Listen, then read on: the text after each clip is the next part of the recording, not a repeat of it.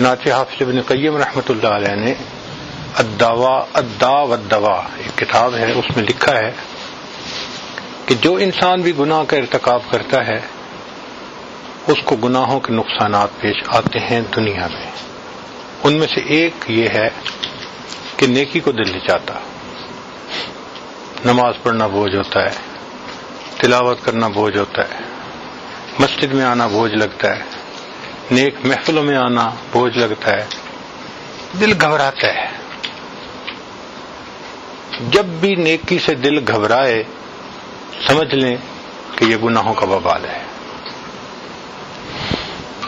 دوسری بات یہ کہ دل بے چین ہوتا ہے، دل کو سکون نہیں ہوتا.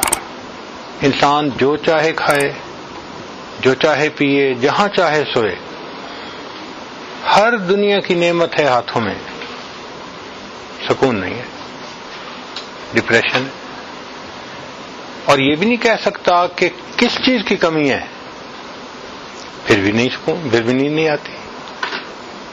ایک مرتبہ ایک صاحب نے رات کے 2 بجے فون کیا، دل پریشان ہے، دعا کریں. یہ وہ بندہ تھا جو کہتا تھا کہ میری اتنی انڈسٹریز ہیں کہ اگر میں اکاؤنٹس برانچ والوں کو کہوں کہ میرے ایسٹس کا اندازہ لگاؤ تو ان کو 1 مہینہ چاہیے حساب کرنے کے لیے. اس کا دل پریشان ہے، اس کو نیند نہیں آتی. ایئر کنڈیشن کمروں میں کمبل لے کے لیٹے ہوتے ہیں، کروٹیں بدلتے ہیں، نیند روٹ جاتی ہے، گولیاں کھانی پڑتی ہیں. ایک فیئر آف ان نون ان کے ذہن میں ہوتا ہے ہر وقت. اصل وجہ یہ ہوتی ہے کہ اللہ ان کے دلوں سے سکون کو چھین لیتے ہیں.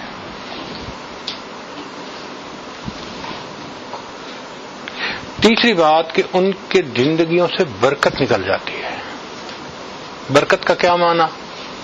کہ کوئی کام ان کا پورا نہیں ہوتا، ڈیل ہوتے ہوتے رہ جاتی ہے، نوکری ملتے ملتے رہ جاتی ہے، بیٹی کا رشتہ ہوتے ہوتے نہیں ہوتا.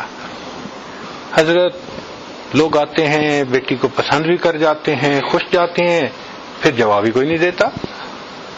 کام نہیں سمٹتے تو کاموں کا ادھورا رہ جانا یا اپنے وقت میں کاموں کا پورا نہ ہونا بے برکتی کی دلیل ہے. نہ صحت میں برکت. آپ دیکھیں 24 سال کا نوجوان، جی مجھے لو بیک پین ہے. یہ بے برکتی کی کتنی بڑی نشانی ہے کہ 24 سال کی عمر میں اس کو لو بیک کی پین. اللہ اکبر کبیرہ. وقت میں برکت نہیں ہوتی، کام سمٹتے نہیں، زندگی کے کسی چیز میں برکت نظر ہی نہیں آتی. پھر ایک اس کے وبال یہ ہے کہ انسان سے نعمتیں چھننی شروع ہو جاتی ہیں. جو انسان ناقدری کرتا ہے، گناہ کرتا ہے، پروردگار پھر نعمتیں واپس بھی لے لیتے ہیں. ایک اصول یاد رکھیں کہ جو پروردگار نعمتیں دینا جانتا ہے وہ پروردگار نعمتیں لینا بھی جانتا ہے. اللہ تعالیٰ بندے کو ٹیبل کے دوسری طرف بٹھا دیتے ہیں. آج دینے والا تھا، کل مانگنے والا ہوتا ہے. حضرت ایک وقت تھا مٹی کو ہاتھ لگاتے تھے سونا بن جاتی تھی، آج تو سونے کو ہاتھ لگاتے ہیں مٹی بن جاتی ہے. حضرت لاکھوں لینے تھے ایک وقت تھا، آج لوگوں کے لاکھوں دینے ہیں. وقت بدل جاتا ہے، ایسے لگتا ہے کہ حالات رخ پھیر دیتے ہیں. عزت ذلت میں بدل جاتی ہے. انسان اپنی آنکھوں میں حقیر نظر آتا ہے اپنے آپ کو. اس لیے کہ نعمتوں کی قدردانی کی. اللہ نے تو نعمتیں دی تھی، میرا شکر ادا کرو. ہم نے گناہوں میں اس کو لگا دیا، عیاشیوں میں لگا دیا، اور اس کا نتیجہ یہ نکلا اللہ نے نعمتوں سے محروم کر دیا. اور ایک اس کی نشانی یہ کہ دعائیں قبول نہیں ہوتی. انسان جو مانگتا ہے ایسے لگتا ہے جیسے یہ دعا سنی ہی نہیں گئی. اس لیے یہ شکوہ عام ہو گیا جی ہماری تو سنتا ہی نہیں. بھئی اللہ تعالیٰ سب کی دعا کو سنتا ہے مگر وہ پابند نہیں ہے کہ ضرور اس کو پورا کر دے. ان ربی لسمیع الدعاء، میرا رب دعا کو سنتا ہے مگر وہ پروردگار ہے، اس کی مرضی ہے، اس کے سامنے کسی کی نہیں چلتی. ہم عاجز مسکین بندے ہیں، عبادت کر کے راضی کریں گے تو وہ ہمارا لحاظ فرما لے گا، اور اگر نافرمانی کریں گے وہ ہمیں تگنی کا ناچ نچا دے گا.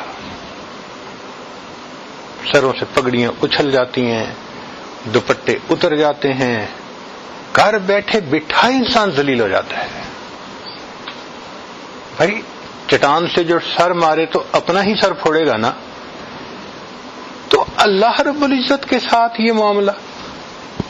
تو گناہ کر کے ہم سکون کی زندگی نہیں گزار سکتے.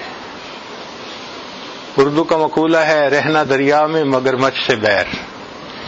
بھئی دریا میں رہنا ہو تو مگر مچھ سے بیر نہیں چلتا، جہان میں رہنا ہے تو جہان کے بنانے والے سے بیر. اس لیے ہمارے پاس ایک آپشن ہے، دو نہیں ہے، کہ ہم نیکی کی زندگی گزاریں، گناہوں کو چھوڑیں اور اپنے رب کو راضی کرنے کی کوشش میں لگیں. تب دنیا بھی کامیابی ملے گی، آخرت کی بھی کامیابی ملے گی.